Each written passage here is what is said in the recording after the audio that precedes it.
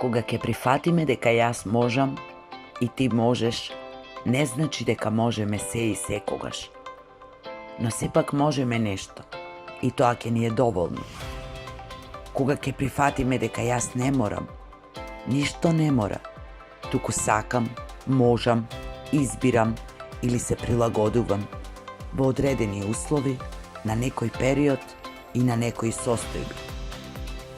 Кога ќе прифатиме дека ништо не треба, туку избирам дека треба или се прилагодувам на некое туѓо треба, ќе прифатиме дека се е избор и секогаш го имаме и го правиме според некоја лична пресметка, заради одредена добивка, убедени дека е полесно, можеби подобро или навидум удобно, или само познато. Кога ќе се свртиме кон своите морам, треба и не можам, присутни можеби и со децении, па ќе ги преиспитаме и ќе ги замениме со сакам, избирам и си дозволувам.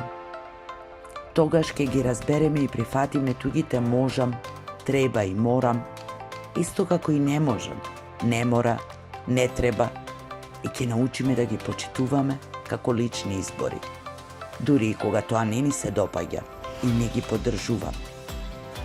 Кога ќе се разбереме себе, ќе ги разбереме и другите. Ќе престанеме да го менуваме неменливото и ќе најдеме сила да го промениме тоа што можеме. Тогаш и треба и мора ќе го изгубат своето значење.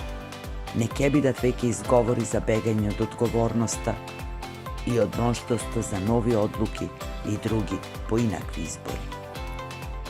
Кога ќе видиме дека ако не може вака, тогаш може така, може некако поинаку. И ако не можеме се и секогаш, нешто можеме и тоа е доволно.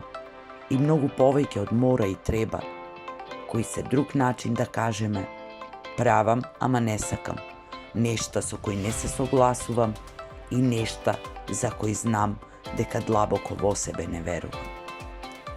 Кога ќе прифатиме дека јас можам и ти можеш, не значи дека можеме се и секогаш, но сепак, секогаш можеме нешто и тоа ќе ни е доволно. Кога ќе прифатиме дека јас не морам, ништо не мора, туку сакам, можам, избирам или се прилагодувам. Кога ќе прифатиме дека ништо не треба, туку избирам дека треба или се прилагодувам на некое туѓо треба, ќе прифатиме дека се е избор и секогаш го имаме.